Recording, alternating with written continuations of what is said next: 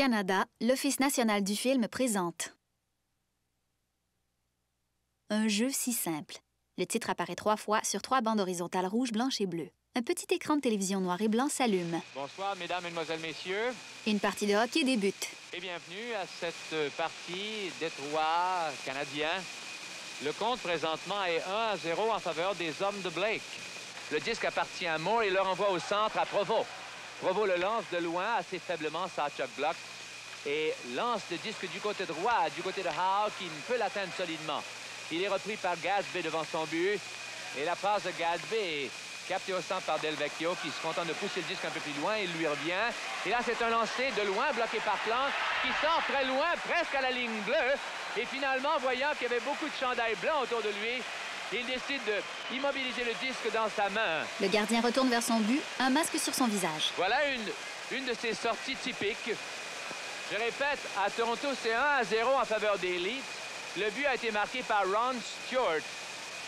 Là, c'est Richard devant Delvecchio à la mise au jeu. Le Canadien mène 1-0. On est à la deuxième période. Maintenant, à 2 minutes 20. Le disque appartient à Young. Il le renvoie à Gadsby. Là, c'est une autre passe à Parker McDonald et une autre captée par Howe. Son lancer est bloqué par Plante en se retirant légèrement à la gauche du but. Elle est reprise par Jean-Claude Tremblay. On est prudent depuis le début de la période. Voilà le relais. Jean-Claude Tremblay à prévoir Richard qui cherche Moore de l'œil. La passe est ici. Il est seul. Il lance. Et goal! Les joueurs du Canadien félicitent le joueur portant le numéro 12. À l'écran, son nom apparaît. Moore. Cela se passe à la télévision 2 fois par semaine et attire en moyenne 1 500 000 téléspectateurs. À Montréal, 14 000 autres personnes occupent déjà les estrades du Forum. Le hockey est notre sport national. En plein écran et en couleur, la partie reprend. Au centre de la glace, un arbitre laisse tomber la rondelle entre 2 joueurs, l'un vêtu du chandail rouge, blanc et bleu du Canadien et l'autre d'un chandail blanc orné d'une roue avec des ailes rouges. Dans la foule apparaissant en noir et blanc, des spectateurs en tenue de soirée suivent le match avidement. Les Canadiens s'avancent en zone adverse. 5 joueurs se massent autour du gardien de Détroit qui attrape la rondelle en s'agenouillant sur la glace.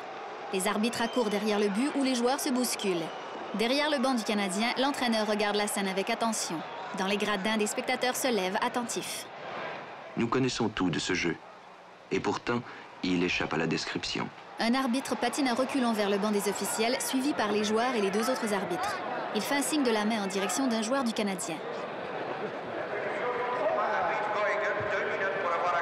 Ces joueurs sont des professionnels. Chaque numéro est une vedette. Ils sont les champions du monde.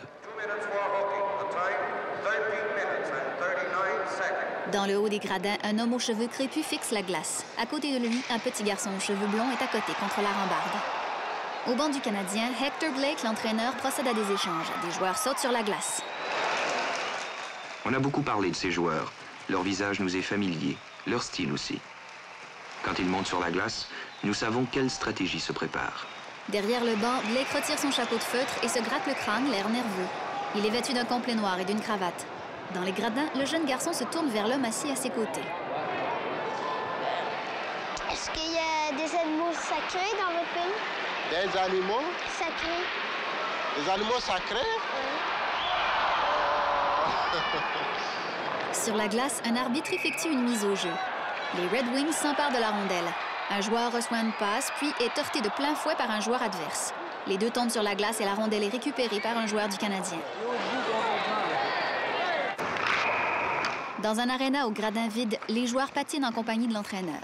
Le numéro 16 fait un tour de piste. Il a les cheveux noirs et une cicatrice récente marque son nez.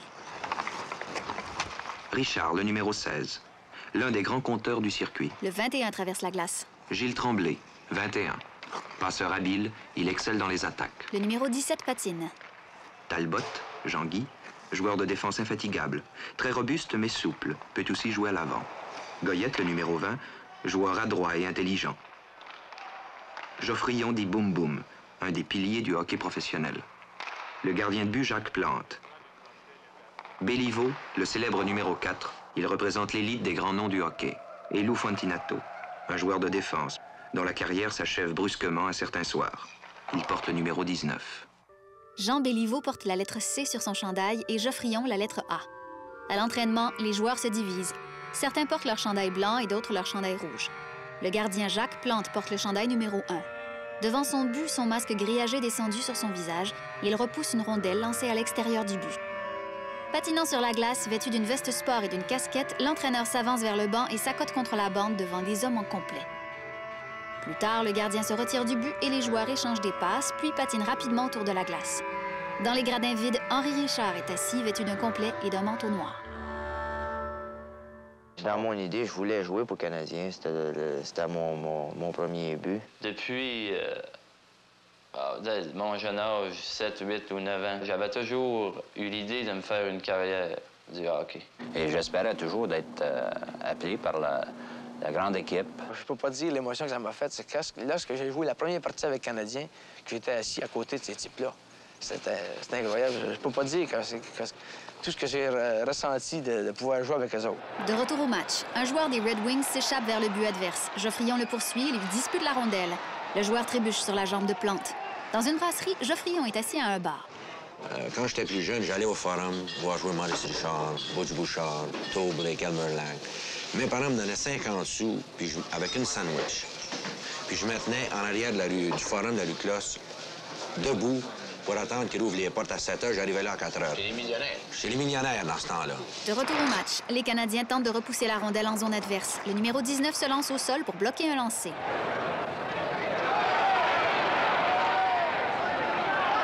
Dans les gradins, un homme aux cheveux noirs suit le jeu avec animation. Vêtu d'un manteau noir et d'un complet, l'homme se lève en criant, puis se rassoit. Il fixe la glace attentivement en commentant le match et en grimaçant.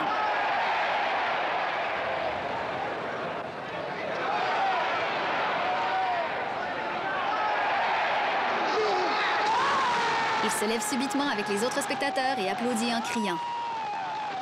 Devant des gradins vides, Jean-Guy Talbot se tient devant la glace, vêtu d'un complet. J'étais tout petit, hein, puis j'étais tellement gros, fait que je pouvais pas patiner tellement vite. Eh bien, c'est alors que dans les écoles que j'ai fréquentées, ils m'ont dit, au lieu de faire un joueur de défense, tu vas faire un gardien de but. Après ça, hein, j'aimais ça, avoir de l'action. Je trouvais que gardien de but en passe d'action, et puis sur les patinoires dehors, quand on jouait, on gelait des pieds. J'ai commencé à faire un joueur de défense. Je me souviens que le samedi, lorsqu'on n'avait pas l'école, le samedi, eh bien, je mettais mes patins à 9 h le matin, puis je les ôtais le soir, il était à peu près 8 h, 8 h 30. De retour au match, il est assis sur le banc, une serviette blanche autour des épaules. Il ferme les yeux, la respiration haletante. Tout près de lui, Geoffrion regarde le match attentivement, le front perlé de sueur. Le hockey est un sport rude et épuisant. Le hockey a fait d'eux des vedettes, une carrière qui se termine à 35 ans. Les joues creusées par des fossettes et le front marqué de rides, Geoffrion se penche derrière le banc pour suivre le jeu des yeux. Le match se poursuit. Le numéro 16, Henri Richard, s'avance rapidement avec la rondelle, tente de déjouer un défenseur, mais perd le disque. Il reçoit ensuite une passe tout près du but et tire en hauteur, mais le gardien de Détroit l'intercepte. Les jeux se succèdent et les joueurs se déplacent rapidement avec la rondelle, multipliant les passes et les tirs au but.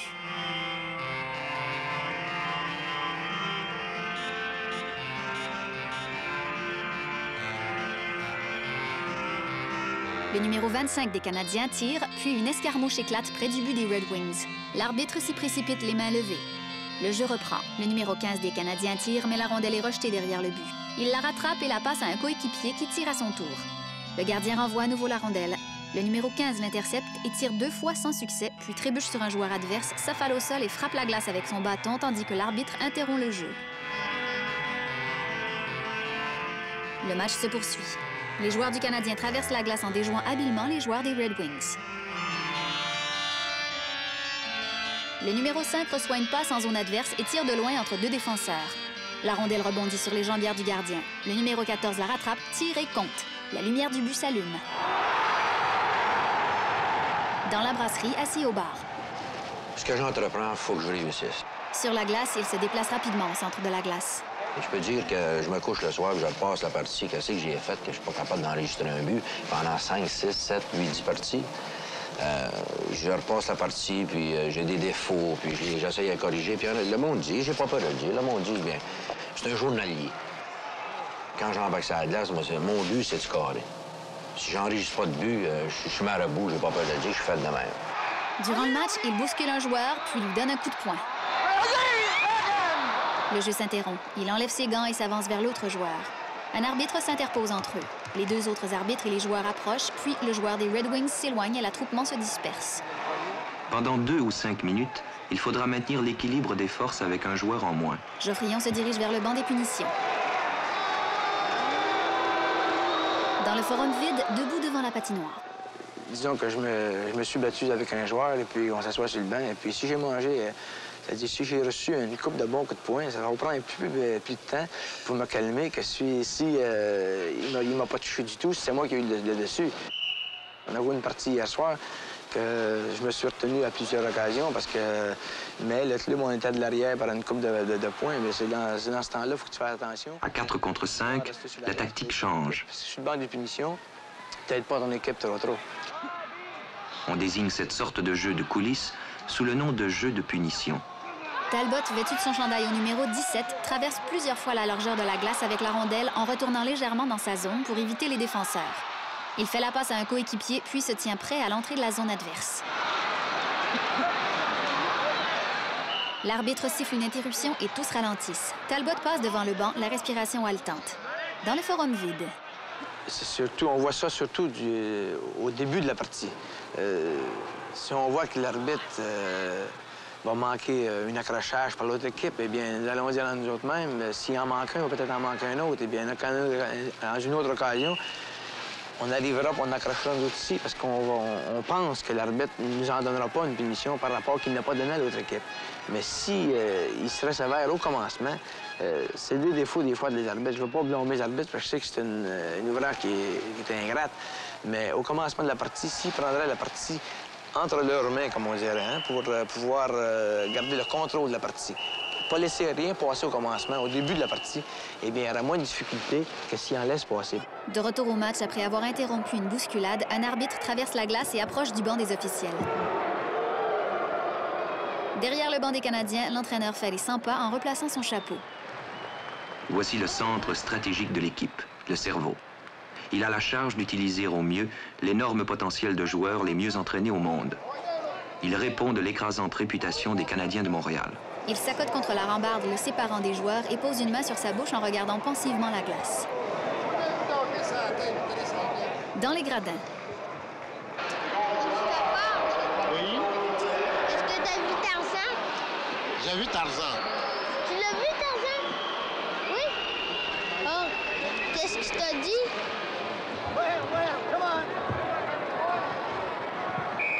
La rondelle, précipitée derrière le banc du Canadien, est lancée à l'arbitre. Celui-ci entre en zone des Red Wings et approche des joueurs positionnés pour la mise au jeu. Devant leur but, les deux gardiens se penchent légèrement en position d'arrêt. Les deux portent des masques couvrant tout leur visage. Richard assis dans les gradins vides. Au point de vue de stratégie, eh bien, je crois que c'est ma vitesse. Je dois compter sur ma vitesse pour rester dans la ligue. Je suis plus petit que la plupart des défenses et puis ils ont plus de misère à m'accrocher. Ils sont obligés de me prendre avec leurs bras. Et... Sur la glace, il dispute la rondelle à un joueur, puis le plaque. Celui-ci le repousse du bras. Il n'y a aucun danger. Quand je m'appuie sur la défense et puis il n'y a rien qu'il peut faire. Tout ce qu'il peut faire, c'est m'accrocher, me retenir et c'est là qu'il prend une punition. Un joueur le retient et le coince contre la bande. Après la vengeance préméditée, voici les représailles calculées. Lou Fontinato, le numéro 19, approche rapidement et donne un coup de coude et un coup de bâton aux joueurs des Red Wings.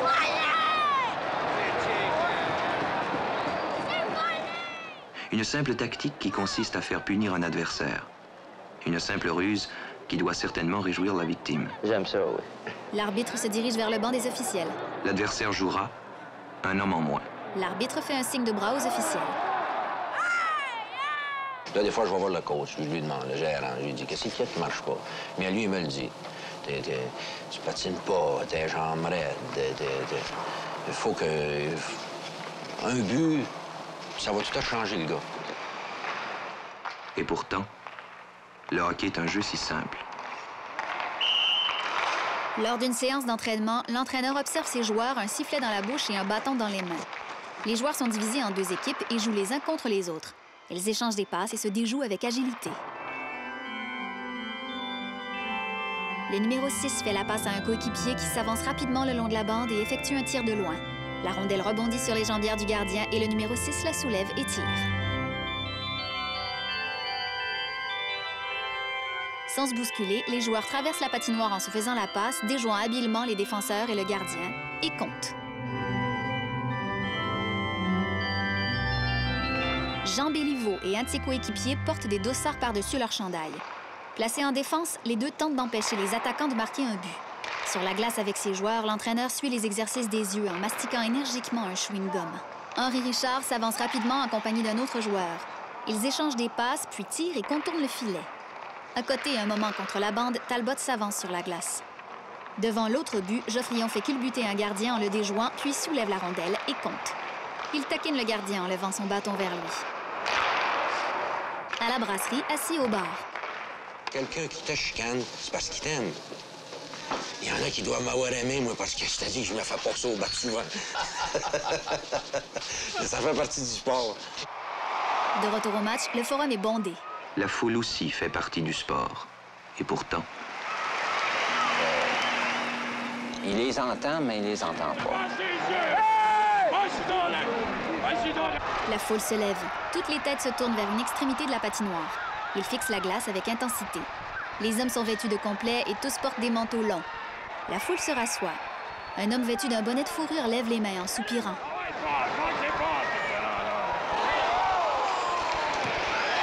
Une femme serre nerveusement un journal roulé dans ses mains. Elle porte un chapeau cloche blanc.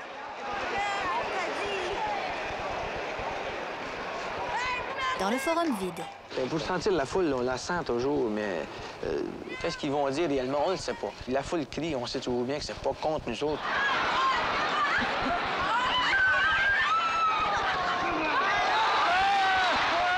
Un journal roulé dans les mains, une femme gesticule, grimace, crie et fait la moue en regardant le match. Debout dans les gradins, un homme se passe nerveusement la langue sur les lèvres en suivant le jeu des yeux. Henri, assis dans les gradins vides. J'oublie tout. J'oublie tout ce qui est en dehors de la glace. On oublie la foule complètement. Et parfois, l'athlète philosophe sur son sort. À la brasserie. Quand ils sont en arrière et qu'ils te le donnent en arrière, là tu y penses, puis parfois qu'ils crient. Je suis capable. C'est pas des fois le cœur, il veut y aller tout le temps, lui. Des fois, c'est les jambes qui veulent pas y aller. Le monde, ils comprennent pas toujours ça. Ils peuvent pas, je peux tout bien pas me mettre dans le centre de la glace, moi, puis dire, bon, ben là, il y a 14 000 personnes à soi. Ben, excusez-moi, à soi, ça me tente pas de jouer. Là, eux autres, ils vont se lever, puis ils vont dire, ben reste chez vous. Parfois, le hockey, c'est un peu plus que l'athlète peut donner. Des hommes regardent la partie d'un air soucieux. L'un d'eux se ronge les ongles, un autre soupire à plusieurs reprises.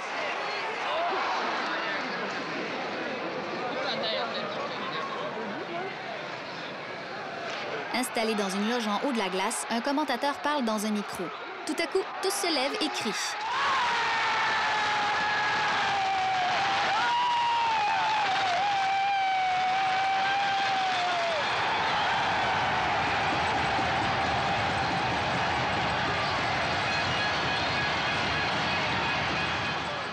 L'important surtout, c'est que la passion, elle aussi, soit sportive. Mais il arrive qu'elle dépasse cette ligne étroite qui sépare le jeu de la réalité. Et c'est l'émeute. Celle de 1955 à Montréal. Maurice Richard, le Rocket, grand favori et joueur d'élite, venait d'être suspendu pour le reste de la saison. Il avait frappé un arbitre. On approchait des joutes éliminatoires. Voltigeur insurpassé en tête des compteurs, détenant le plus haut record de buts jamais enregistré, un Canadien français. La sanction avait été prononcée, irrévocable. Dans les rues de Montréal, plongées dans la noirceur, une foule dense circule en chahutant. Des manifestants allument un feu sur le dessus d'un conteneur à déchets. D'autres montent dans un arbre, lèvent les bras et crient. Certains tiennent des pancartes. Sur l'une d'elles, il est écrit « Injustice au Canada français » et sur une autre « Destruction du sport national ». Des policiers circulent dans la foule. Certains saisissent des jeunes hommes et les entraînent à l'écart. Des vitrines éclatent et sont saccagées. Devant un commerce en feu, un homme danse joyeusement. Une pancarte « Vive Richard » à la main, des jeunes hommes scandent son nom en souriant.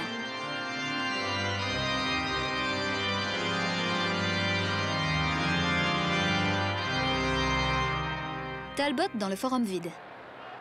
Lorsqu'on va jouer à l'étranger, on sait qu'ils prennent pour leur club, hein, pour leur favori. Fait que ça, on sait que comment ils crient contre nous autres, n'importe quoi. Ça ne nous attaque pas parce qu'on sait qu'on joue contre leur équipe, on veut les battre et puis... Montréal, Toronto, New York, Boston, Détroit, Chicago, USA. Dans un stade bondé. À Chicago, le stade contient 18 000 personnes. Assis dans la première rangée, un homme portant un chapeau de feutre fume un cigare en regardant le match. Descendant les gradins, un autre homme circule avec une caisse de bière pendue à ses épaules. Il verse 2 bouteilles dans des verres de plastique et les tend à une dame. L'enthousiasme y est fanatique. Les Canadiens jouent contre les Blackhawks, dont le chandail est orné d'une tête d'autochtone coiffée de plumes. Le visage à découvert, le gardien des Blackhawks effectue un arrêt et renvoie la rondelle. 2 joueurs du Canadien se précipitent pour la rattraper et se font plaquer dans la bande. Les Blackhawks repartent avec la rondelle dans la zone des Canadiens. Le visage couvert par son masque, Plante intercepte un lancer, puis rejette la rondelle vers l'arrière.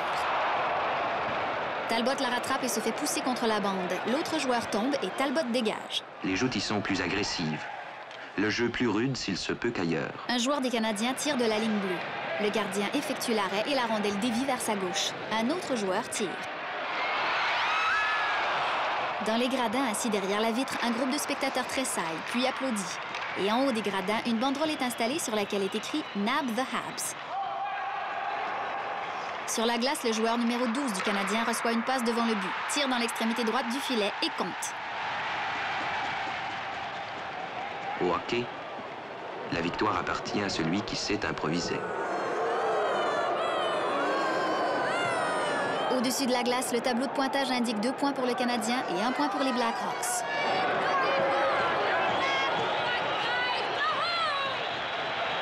Une bataille éclate dans les gradins. La foule se lève pour la regarder. Derrière le banc du Canadien, Hector Blake se déplace nerveusement en regardant le match.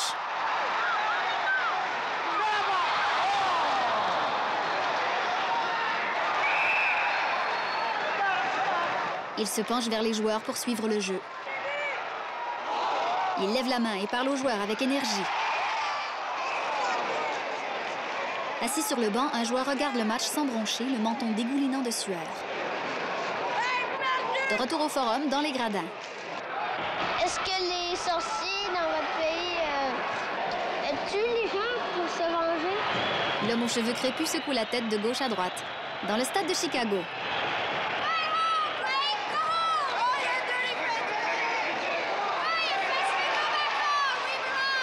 Au banc des Canadiens, l'entraîneur jette son chewing-gum, puis pose les mains sur la rambarde derrière les joueurs. Des échanges ont lieu et 2 joueurs sautent sur la glace.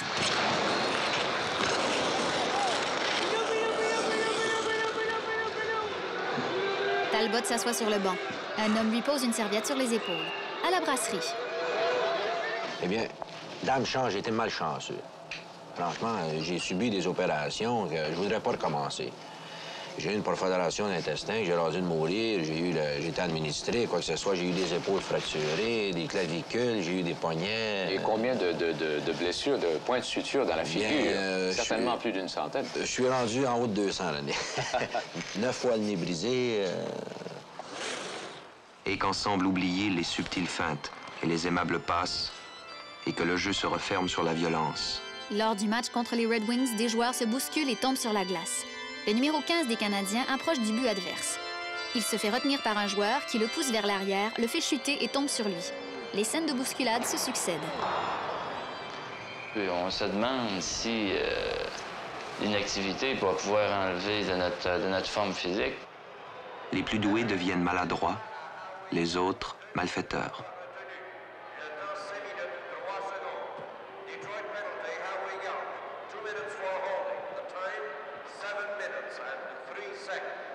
Étendu sur la glace, un joueur des Red Wings se relève avec difficulté.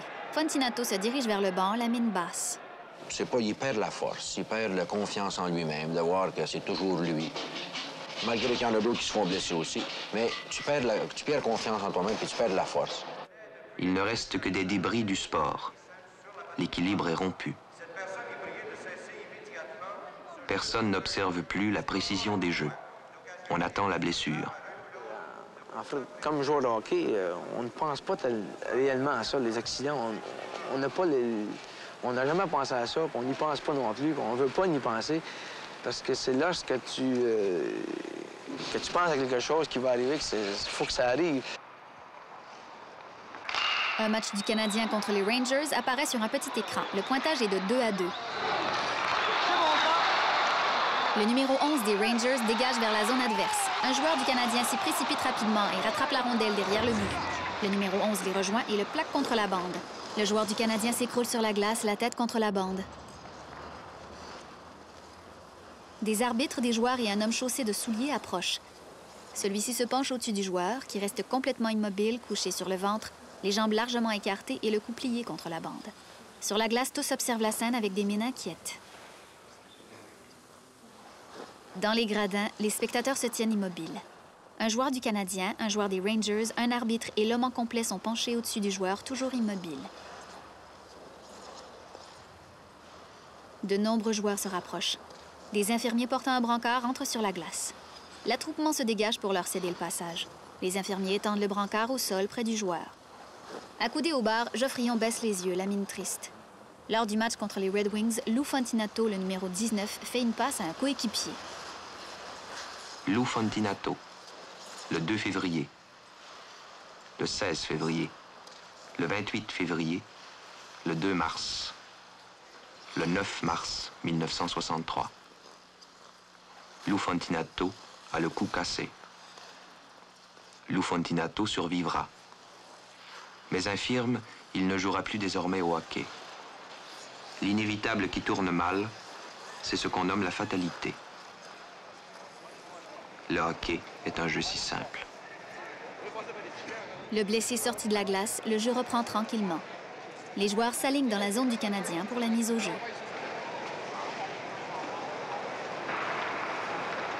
Dans le vestiaire.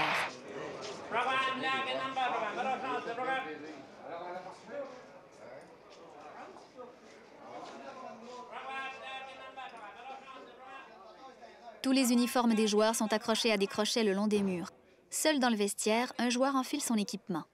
Il remonte des longs bas sur ses protèges tibias, puis met son short doublé. Il lace ses patins portant le numéro 21.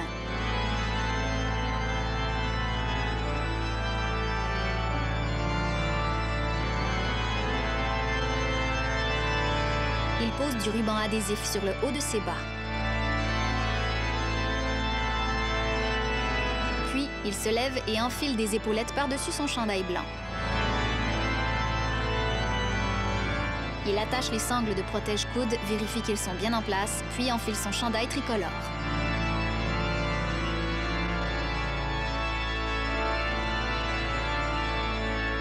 Il prend ses gants sur le banc, les enfile, puis se dirige vers un rack rempli de bâtons.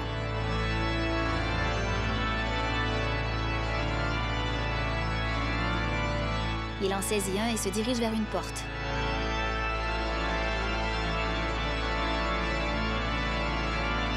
Une fois un match terminé, les joueurs retournent au vestiaire, la mine basse. Ils traversent un couloir devant quelques personnes réunies le long des murs. Les lames de leurs patins foulent le sol, suivies par les souliers de cuir d'hommes en complet. Sur la glace du forum, lors du match contre les Red Wings, un arbitre effectue une mise au jeu. La rondelle s'échappe en zone des Red Wings, puis revient au joueur du centre qui la renvoie en zone du Canadien. À l'intérieur du cercle d'engagement central, deux logos du Canadien décorent la glace. Dans les gradins, les spectateurs applaudissent tranquillement. Dans une des rangées en hauteur, l'homme aux cheveux crépus suit le match en compagnie du petit garçon aux cheveux blonds. Le gardien des Red Wings reçoit plusieurs tirs, tous arrêtés. Les joueurs tournoient autour de lui en se disputant la rondelle. À l'autre extrémité de la glace, le gardien du Canadien fait lui aussi face à des attaques, tandis que des joueurs des deux équipes circulent autour de son but. Des arrêts des deux gardiens sont présentés les uns à la suite des autres, puis des buts, comptés par les Red Wings d'abord, puis par le Canadien. Les deux gardiens restent ensuite seuls dans leur zone devant leur but. Plus tard, les lumières au-dessus de la patinoire s'éteignent lentement. Image Jean-Claude Labrec avec Guy Borman. Prise de son Marcel Carrière. Montage du son Sidney Pearson. À l'orgue Bernard Lagacé. Enregistrement Joe Champagne. Documentation René Le Cavalier. Réalisation et montage Gilles Groux. Production Jacques Bobet. Nous remercions de leur collaboration la LNH et en particulier le Club canadien. Production Office national du film, Canada. Vidéodescription Vision Globale.